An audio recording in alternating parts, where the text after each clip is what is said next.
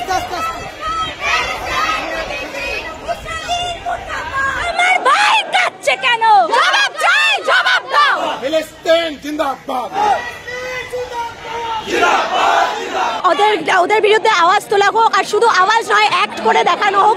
We need to stand for the people of Palestine. They are dying, they are starving, their mass starvation is happening there, and we need to speak up for that. It is about humanity.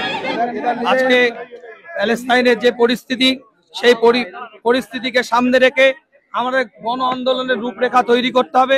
সেই গণ আন্দোলনের রূপরেখা আজকে কলকাতার রাজপথ থেকে আমাদের শুরু হয়েছে, এবং যে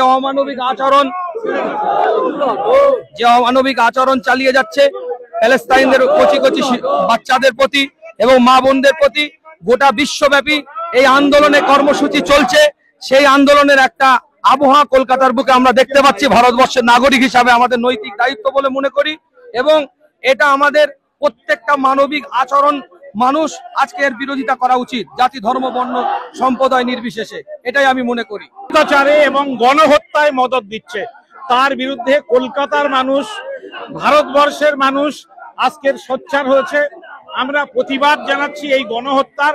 অবিলম্বে মার্কিন সাম্রাজ্যবাদকে ফিলিস্তিনের উপর থেকে হাত ওঠাতে হবে, ইসরায়েলের মাথার উপর থেকে হাত ওঠাতে হবে। রাষ্ট্রপুঞ্জে যে ভোটাভুটি হয়েছে সেটাকে সম্মান জানিয়ে অবিলম্বে ফিলিস্তিনকে স্বাধীনতা দিতে হবে, এবং ফিলিস্তিনিদের যে মাতৃভূমি তাকে মর্যাদা দিয়ে অবিলম্বে ফিলিস্তিনের স্বাধীনতাকে সুনিশ্চিত করতে হবে।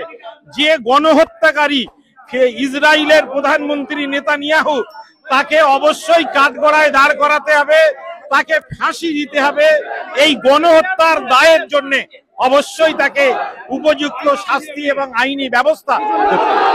ফিলিস্তিনে যে দীর্ঘদিন ধরে প্রায় 23 মাসের বেশি সময় ধরে ইসরায়েল যে বর্বর আক্রমণ চালাচ্ছে, তাতে সেখানকার নিরীহ নারী পুরুষ সকলেই শিশুদেরকে বম বর্ষণ করে ছিন্ন বিচ্ছিন্ন করে দিচ্ছে।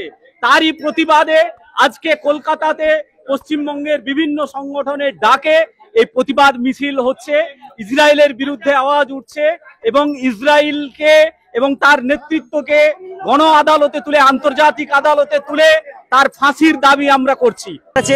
আমেরিকা প্রোডাক্ট আছে, বাংলার জনগণ, ভারতের জনগণ এবং হিন্দু মুসলিম সমস্ত বৈষম্য ভুলে গিয়ে ইসরায়েলের বিপক্ষে এবং প্যালেস্তাইনের পক্ষে আমরা সমস্ত প্রোডাক্টকে বয়কট করছি।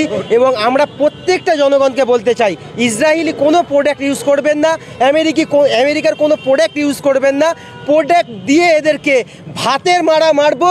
আগামী দিনেতে আমেরিকা সরকারকে হুঁশিয়ারি দিয়ে বলতে চাই, যদি তারা ইসরায়েলকে মদত করে এবং মদতের দ্বারা ফিলিস্তিনের কোনো ক্ষতি